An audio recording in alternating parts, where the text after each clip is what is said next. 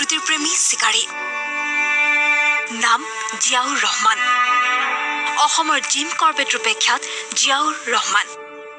পৰিচয় চিকাৰী যদিও তেওঁৰ অন্তৰত প্ৰকৃতি আৰু বন্যপ্ৰাণীৰ প্ৰতি আছিল অফুৰন্ত স্নেহ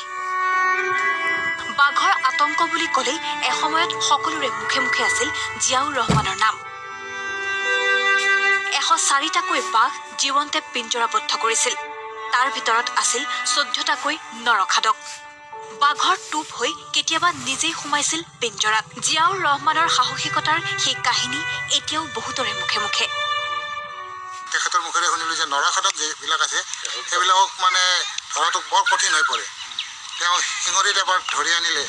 আকৌ বেলচিৰিত এনেকুৱা হ'ল সেইজন নৰখাদক বাঘে ছাগলী টোপ দিলে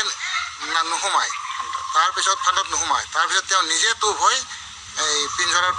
লুকাই আছিল তেখেতে নিজে মুখে আমাক কৈছিল সেইজন প্ৰখ্যাত বাঘ চিকাৰীক আজি পাহৰিছে অসমে জিয়াউৰ ৰহমানৰ মৃত্যুৰ পিছত মাজবাট ৰেল লাইনৰ কাষৰ এই জৰাজীৰ্ণ জুপুৰিটোতে দুৰ্বিষহ জীৱন কটাইছে তেওঁৰ পৰিয়ালে পত্নী আৰু ৰোগীয়া পুত্ৰৰ তীব্ৰ আৰ্থিক সংকটত দুৰ্দশাগ্ৰস্ত এখন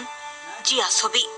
চেৰিব্ৰেল মেলেৰিয়াত আক্ৰান্ত আজি জিয়াউৰ ৰহমানৰ কনিষ্ঠ পুত্ৰ আৰু অৰ্থৰ অভাৱত উন্নত চিকিৎসা কৰিব নোৱাৰি এই লোহাৰ শিকলিৰে বান্ধি ৰাখিছে এতিয়া জিয়াউৰ ৰহমানৰ কনিষ্ঠ পুত্ৰক চৰকাৰলৈ পৰিয়ালটোৰ এটাই আহ্বান যে অকণমান আৰ্থিক সাহায্য প্ৰদান কৰি সকাহ কৰক পৰিয়ালটো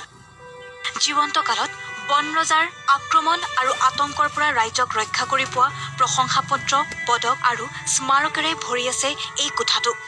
মধ্যপ্ৰদেশ চৰকাৰে জিয়াউৰ ৰহমানক যথেষ্ট সন্মান দিছিল কিন্তু নিজ ৰাজ্যতে নাপালে তেওঁ সেই সন্মান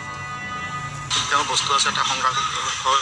মধ্যপ্ৰদেশৰ চৰকাৰে বহুত ভাল কৰিছিলে আৰু তেওঁ সন্তুষ্ট আছিল মধ্যপ্ৰদেশ চৰকাৰৰ পৰা জিয়াউৰ ৰহমানে বাঘ চিকাৰৰ বাবে ব্যৱহাৰ কৰা সম্পদসমূহো এতিয়া সংৰক্ষণৰ অভাৱত নষ্ট হ'ব ধৰিছে প্ৰখ্যাত চিকাৰীজনৰ সম্পদ আৰু কৰ্মৰাজি সংৰক্ষণৰ বাবে এটা সংগ্ৰহালয় প্ৰতিষ্ঠাৰো দাবী তুলিছে মাজবাটবাসীয়ে